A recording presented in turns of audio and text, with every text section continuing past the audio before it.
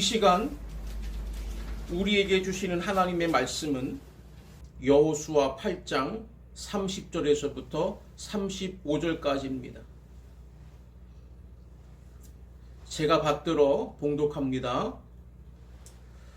그때의 여호수아가 이스라엘의 하나님 여호와를 위하여 에발산에 한 제단을 쌓았으니 이는 여호와의 종 모세가 이스라엘 자손에게 명령한 것과 모세의 율법책에 기록된 대로 쇠연장으로 다듬지 아니한 쇠돌로 만든 제단이라.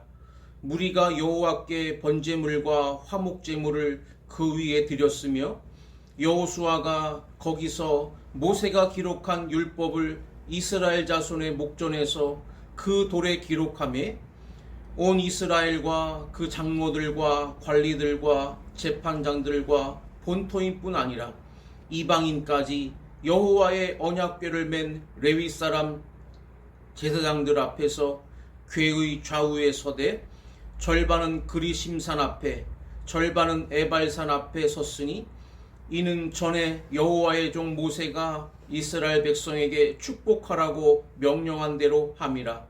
그 후에 여호수아가 율법책에 기록된 모든 것대로 축복과 저주하는 율법의 모든 말씀을 낭독하였으니 모세가 명령한 것은 여호수아가 이스라엘 온 회중과 여자들과 아이와 그들 중에 동행하는 거류민들 앞에서 낭독하지 아니한 말이 하나도 없었더라. 아멘. 오늘은 승리를 지키는 제단의 요소라는 제목을 가지고 하나님의 말씀을 선포하겠습니다. 이스라엘이 여리고성을 정벌하고 자만하였습니다. 그래서 그 다음 성인 아이성을 치는 데는 고작 3,000명을 동원했습니다. 거기에 아간이라는 사람이 하나님의 명령을 어기고 여리고의 물품을 도적질했습니다. 시날산의 아름다운 외투 한 벌과 은 200세겔, 그리고 무게가 50세겔 되는 금덩이 하나를 도적질했습니다. 방심하고 소홀한 이스라엘의 마음과 아간의 범죄로 인하여 이스라엘은 아이성과의 전쟁에서 패했습니다. 여호수아는 하나님께 죄를 쓰고 회개하였습니다. 그리고 하나님의 응답을 받아서 아간의 죄를 찾아내어 문제를 해결하였습니다. 그래서 이번에는 3만 명의 정예 부대를 선발하여 선봉으로 보내고 다른 부대로는 매복 작전을 써서 아이성을 치고 그 왕을 멸하고 대승리를 거두었습니다. 여호수아는 이 승리가 너무도 귀하였습니다. 그리고 다시는 이런 패전의 실패를 거듭하지 않기로 결심하고 가나안을 다 정벌하기까지 그 승리를 계속적으로 지켜나가기 위하여 에발산에 한 제단을 만들고 하나님께 제사를 드렸습니다. 하나님은 그 제사를 받으시고 계속하는 축복을 이스라엘 백성들에게 주셨습니다. 저는 오늘 이 아침에 우리 교회가 이 지역의 복음의 방주 역할을 감당하는 교회와 성도들이 되기를 소망하면서 승리를 지키는 제단의 요소라는 제목으로 말씀을 증거하는데, 말씀을 귀담아 잘 들으시고 우리 교회의 갈 길을 정리하고 목표를 설정할 수 있는 귀한 시간이 되기를 주의 이름으로 간절히 소원합니다. 그러면 과연 승리를 지키는 제단은 어떠한 제단인지 오늘 본문 말씀을 통해 세 가지로 말씀을 상고합니다. 첫 번째는 31절에 보면 화평의 제단을 만들어야 한다는 것입니다. 여호수아와 이스라엘은 에발산에 한 단을 만들고 하나님께 제사를 드렸습니다. 그런데 그 제단은 쇠 연장으로 다듬지 아니한 제단이라고 말씀하고 있습니다. 본문 31절에 이는 여호와의 종 모세가 이스라엘 자손에게 명령한 것과 모세의 율법책에 기록된 대로 쇠 연장으로 다듬지 아니한 새 돌로 만든 제단이라. 무리가 여호와께 번제물과 화목제물을 그 위에 드렸으며, 쇠 연장으로 다듬지 아니하는 하나님의 제단 축조의 명령은 화평을 상징합니다. 돌을 다듬으려면 쇠 연장을 사용해야 합니다. 그런데 돌을 쇠 연장으로 찍으면 아주 시끄러운 소리가 납니다. 우리 사람들이 듣기 싫은 소리가 난다는 것입니다. 소름이 끼치고 마음을 상하게 하는 소리가 나는 것입니다. 그러니 하나님의 전인 제단을 만들면서 하나님이 쇠 연장으로 다듬지 아니한 새 돌을 써서 사용하라는 명령은 하나님의 전에 싸우고 시끄러운 소리를 내는 곳이 되어서는 안 된다는 하나님의 영적인 뜻이 담겨져 있습니다. 세월이 흘러서 이스라엘이 예루살렘의 성전을 건축할 때에도 이 건축 공법은 그대로 지켜졌습니다. 뿐만 아니라 그 화평의 단에 이스라엘 백성이 화목제를 드렸다고 본문에 기록하고 있습니다. 이는 화목의 제단에 하나님과 완벽한 화목을 이루는 제단이 되라는 하나님의 지상 명령이 제단과 성전과 교회에 있다는 것입니다. 사랑하는 성도 여러분, 이 하나님의 뜻을 꼭 기억하시고 우리의 제단인 예인교회를 언제나 화평을 이루면서 나아갈 수 있도록 만들어 나가시는 성도들이 되시기를 주의 이름으로 간절히 축원합니다. 사탄은 어떠하든지 하나님의 교회를 싸우고 분쟁하여 화평을 깨뜨리게 하여서 교회의 본래 사명을 감당하지 못하게 합니다. 왜냐하면 옛 속담에 싸우는 집에는 얻어먹을 것이 없다라는 말이 있습니다. 즉, 교회가 화목하지 못하면 그곳에는 말씀도 없고 사랑도 없고 그리스도의 희생 같은 헌신도 사라지기 때문입니다. 그리고 그런 교회는 아무리 건물이 웅장하고 교인들이 많다고 하더라도 그곳을 예수님의 피로 값주고 산 교회라고 이야기할 수 없기 때문입니다. 탤런트 김혜자 씨가 쓴 꽃으로도 때리지 말라라는 책이 있습니다. 이 책은 저자가 아프리카의 기근으로 죽어가는 사람들을 돕는 이야기입니다. 굶어 죽어가는 수많은 어린이들을 보면서 그런 아이들은 꽃으로도 때려서는 안 된다는 간절한 고백이 나옵니다. 이렇게 굶어 죽은 사람이 많은 나라들은 한결같이 내전에 휘말리고 있다는 것입니다. 다시 말해 화평이 없는 나라다 그 말입니다. 시에라리온이라는 곳에서 1972년도에 968캐럿짜리 다이아몬드가 나왔습니다. 그러자 반군들이 이 광산을 점령하고 그곳에서 나온 다이아몬드를 팔아 무기를 사서 정부군과 전쟁을 벌였습니다. 시에라리온, 앙골라, 콩고 같은 나라는 다 세계적인 다이아몬드 생산국입니다. 그런데 그 다이아몬드 때문에 한결같이 내전에 휩싸여 있다는 것입니다. 그러니 사람들은 전쟁으로 죽어가고 반군들은 무고한 사람들을 잡아 손과 발을 자르는 만행을 저지르며 어린이들을 고용하여 하루 한 끼 식사비도 안 되는 돈을 주며 다이아몬드를 캐낸다고 합니다.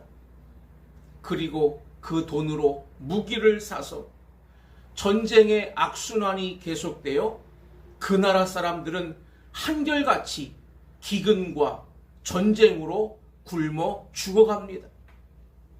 화평이 없는 곳에는 이런 무서운 재앙이 항상 따라다닌다는 것입니다. 그래서 하나님은 이스라엘 백성들에게 화평을 이루어야 하나님이 주신 승리를 지킬 수 있기 때문에 쇠 연장으로 다듬지 않는 제단에서 화목제를 드리라고 말씀하신 것입니다. 우리 모두 우리 교회를 화평의 교회로 만들어 나가시기를 바랍니다.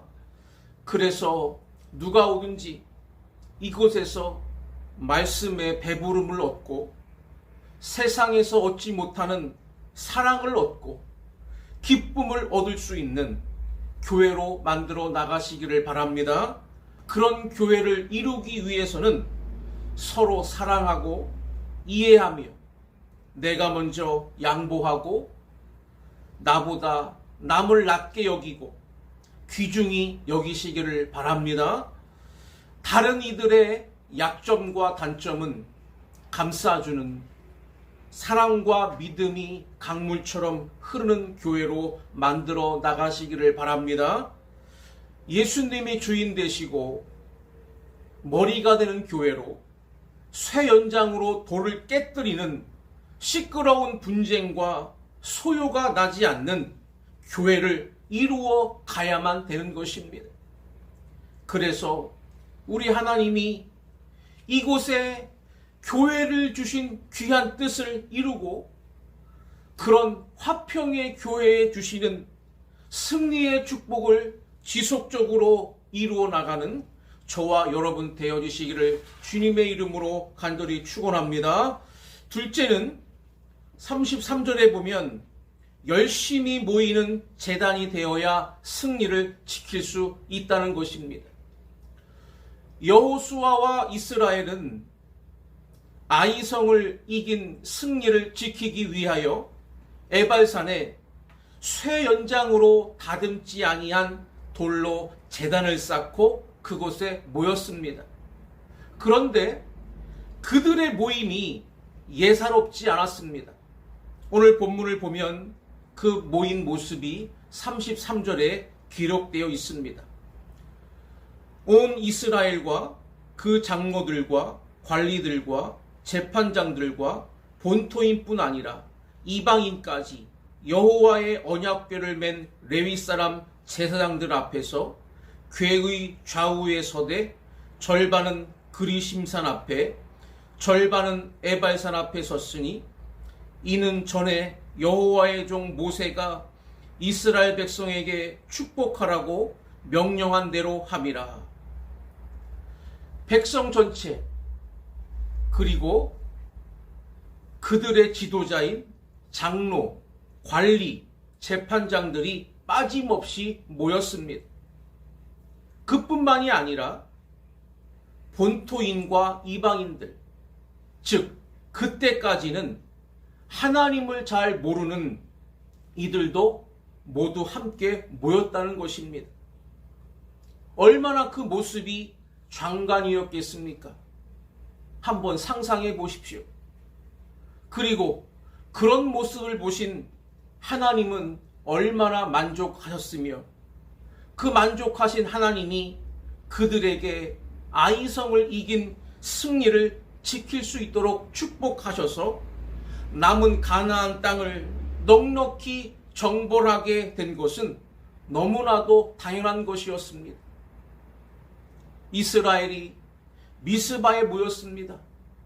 그곳에서 찬송하고 회개 기도를 드리고 온전한 번제를 드리며 믿음의 역사를 이루니 블레셋이 침공하여 왔다가 하나님이 내리시는 우레와 번개에 놀라서 패퇴하고 대승리를 거두게 하셔서 에벤에셀의 역사를 이루어 주신 줄로 믿습니다.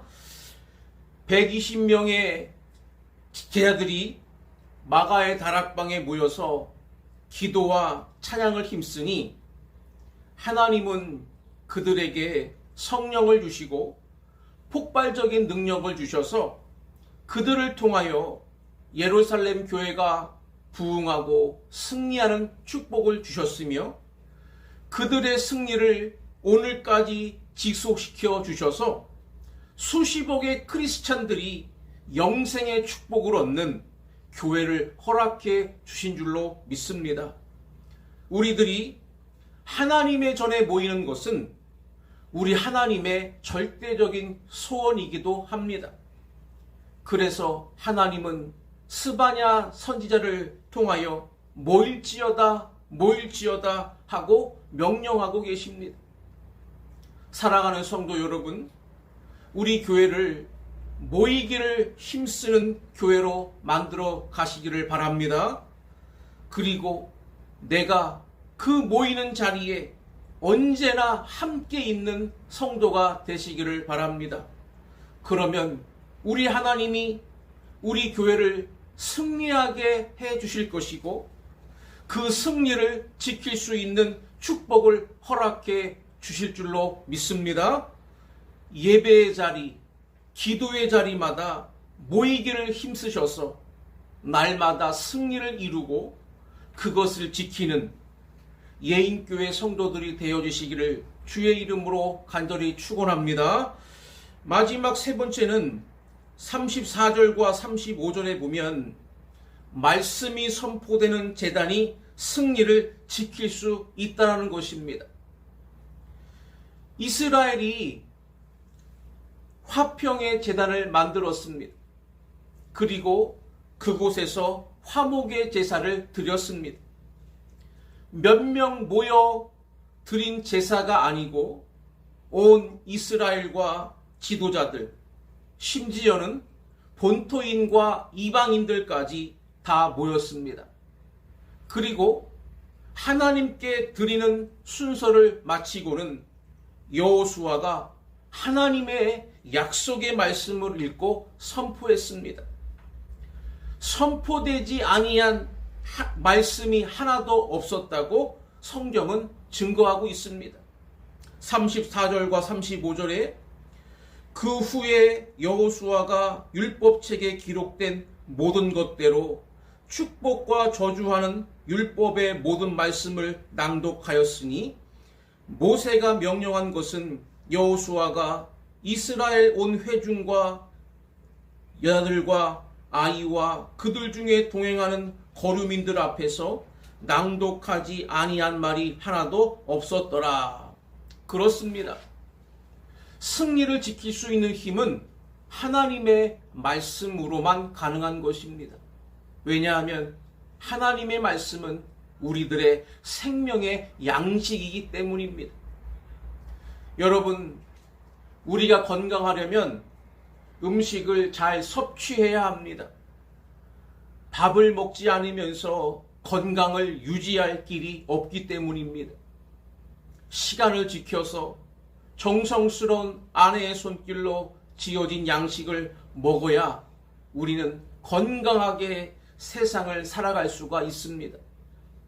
육이 음식을 먹어야 하는 것처럼 우리의 영도 양식을 먹어야 하는데 그 양식이 바로 하나님의 말씀입니다.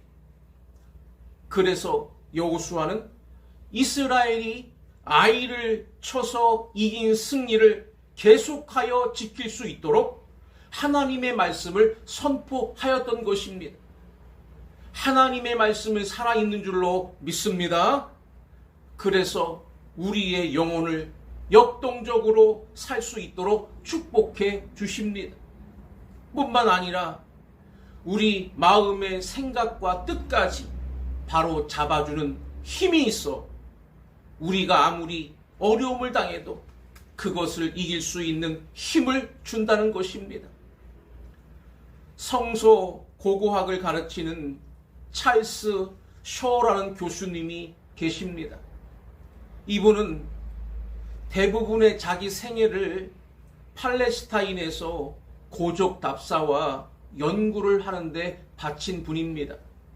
그는 선교사로서 고고학자로서 일을 하다가 고향인 미국으로 돌아왔습니다.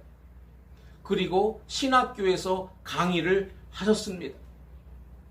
그분을 좋아하지 않는 학생이 없었고 그분의 고고한 인격 앞에 압도당하지 않는 이가 없었습니다. 그런데 이분이 교통사고를 당하여 병원에 입원했습니다. 그런데 학장님이 병원에 가서 환자를 방문하고 돌아와서 비관적인 이야기를 했습니다. 소생할 가능성이 도저히 없다라는 것입니다. 온 학교와 학생들이 걱정을 하고 매우 안타까워했습니다. 그런데 얼마 후에 다시 소식이 들려왔습니다. 그것은 소생할 가능성이 조금은 있어 보이는데, 그러나 소생해도 그 정신이 정상적으로 돌아올 수 없다는 것입니다. 머리를 다쳐서 혼수 상태 속에 아직 있는데 그 무의식 상태에서 무엇인지 자꾸 중얼거리고 헛소리를 한다는 것이 그의 정신이 되돌아올 수 없다는 이유였습니다. 그리고 며칠 후에 학장님이 다시 중환자실에 가서 셔 박사를 보고 와서 학교 예배 시간에 아주 깜짝 놀랄 만한 보고를 했습니다. 셔 박사는 절대로 정신 이상이 되지 않을 것이고 건강이 회복될 것을 확신할 수 있다는 말씀이었습니다. 그 이유는 중환자실에 들어가니 여전히 뭐라고 중얼거리고 있더라는 것입니다. 그래서 귀를 입에 대고 그 중얼거림을 자세히 들어보니 놀랍게도 시편 1편을 히브리어로 암송하고 있더라는 것입니다. 그분은 평상시에 늘 말씀을 암송하고 말씀을 묵상하는 분이었습니다. 언제나 하나님의 말씀과 가까운 분이었고 말씀에 나타난 하나님이 그분과 같이 거닐고 또 그분은 말씀 속에 나타나시는 하나님을 사랑하고 사모했습니다. 따라서 말씀이 그분의 인격을 주장하고 계셨기에 혼수 상태 속에서도 하나님의 말씀을 암송할 수 있었던 것입니다. 과연 그분이 혼수 상태 속에서도 암송했던 하나님의 말씀, 시편 1편 3절의 말씀처럼 시냇가에 심은 나무가 철을 따라 열매를 맺으며 그 잎사귀가 마르지 아니함 같으니 기적적으로 소생하는 축복을 얻게 된 줄로 믿습니다. 히브리서 4장 12절에 하나님의 말씀은 살아있고 활력이 있어 좌우의 날선 어떤 검보다도 예리하여 혼과 영과 및 관절과 골수를 찔러 쪼개기까지 하며 또 마음의 생각과 뜻을 판단하나니 라고 성경은 우리들에게 증거하고 있습니다. 이제 말씀을 마칩니다. 이제 우리 모두 하나님이 지켜주신 승리를 지켜갈 수 있는 교회가 되도록 힘써 나가시는 성도들이 되시기를 바랍니다. 화평의 교회를 만들고 모이기를 힘쓰는 교회를 만들어가며 하나님의 말씀이 선포되고 그 말씀을 먹고 듣고 행하는 성도들이 되셔서 우리 교회가 더 큰 승리를 만들어가는 교회, 계획하고 꿈꾸는 일들을 하나님이 다 이루어 주시는 교회를 만들어 나가는 복된 성도들이 되어 주시기를 우리 주님의 이름으로 간절히 축원합니다.